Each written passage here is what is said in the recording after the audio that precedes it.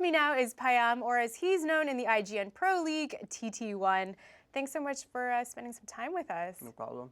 Some would call being a pro gamer kind of unconventional. What's the best part about it? You're doing what you love doing, right? You're playing games. Everyone, the players you play against, they're your friends. You get to hang out with everyone at LANs and stuff. It's just a fun thing to do. Now, how do you keep your game in shape? Like, do you have a training regimen, or how do you practice? Yeah.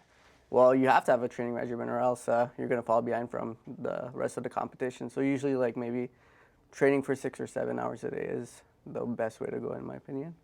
And what does your family think about how you make a living? At first, they were kind of skeptical, but once they saw, that I was really into it, and this is what I wanted to do, they kind of got on board and supported me.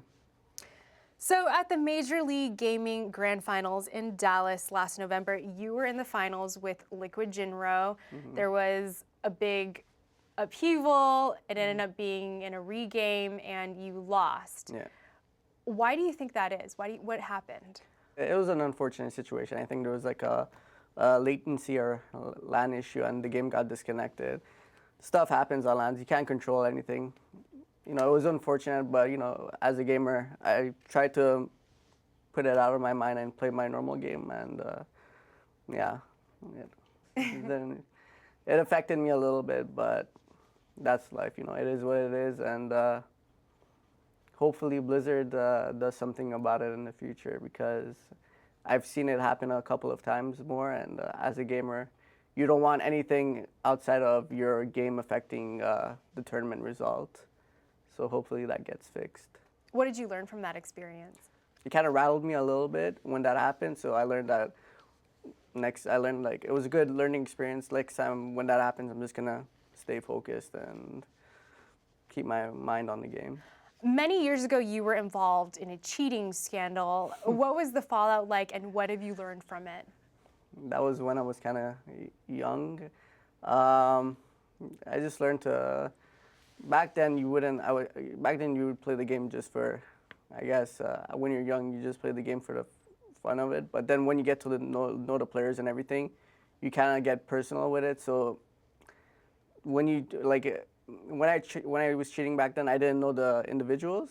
But right now, as I know the individuals, like cheating's a friend or something like that would be a lot more serious. So as I grew up, I respected the game more, as opposed to before. That's what I learned, basically. How has it impacted your reputation among other players? At first, it was hard. It was hard getting accepted, but once as you progress and as you do well in tournaments, you get accepted for, I guess, equivalent gamer as everyone else. The beginning was hard, but afterwards it was perfectly fine. Everything fixed itself. What are your thoughts on cheesy players versus standard players? Cheese is fun. Everyone has to have their own style. Cheesy styles make for entertaining games, so it's a good complexity to have, I guess. You have to have all the different styles. There's always a macro player. There's always a cheesy player. That's what makes the game fun. That's why StarCraft 2 is StarCraft 2. Who's the cheesiest player in the IGN Pro League?